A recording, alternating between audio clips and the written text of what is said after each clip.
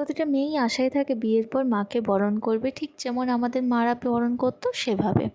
কিন্তু আমার গল্পটা একটু অন্যরকম।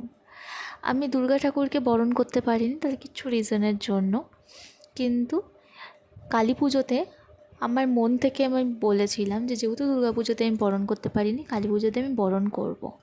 কিন্তু দুর্গা ঠাকুরকে আমি বরণ করতে সচরাচর দেখেছি আমার মা, ঠাম্মা, কাকি টাকিদের, কিন্তু আমি কখনো না কালী ঠাকুরকে বরণ করতে কখনোই দেখিনি, তাই একটু মনে ভয় লাগছিল। আর আমি জানি না তোমাদের মধ্যে কীরকম কী হয়, আমার একটুখানি কালী ঠাকুরকে দেখে একটু গাটা ছমছম ছমছম কিন্তু করে, সে যতই ঠাকুর হোক না কেন, যাই হোক না কেন। তো সেদিনকেই আমি এখানে বরণ করতে গেছিলাম আমাদের বাগানের পুজোর। আমার মানে আমি যেহেতু প্রথমবার করছি তাই আমি একটু ঘাবড়েও ছিলাম, আর কীভাবে কী করতে হয় সেটা আমাকে কেউ বলেও দেয়নি বা আমি জানিও না। কিন্তু খুব হেল্প করেছে আমার এক ভাগনা সায়ন, ও আমাকে বলে বলে দিচ্ছিলো যে মাম্মি এটা এইভাবে করো, এটা ওভাবে করো, তো ওর ডিরেকশন অনুযায়ী আমি এভাবে করছিলাম। কিন্তু বিশ্বাস করো আমি বরণ করে না সত্যি খুব খুশি হয়েছি, কারণ এক মাকে বরণ করতে পারিনি তো কী হয়েছে, আরেক মাকে তো বরণ করতে পেরেছি, এটাই অনেক।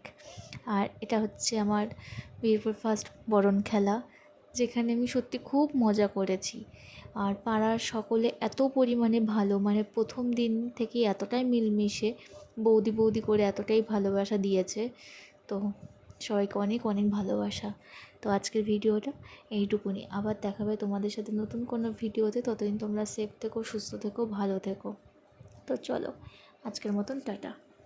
আর আমি এখানে কিছু পিক অ্যাড করে দিয়েছি।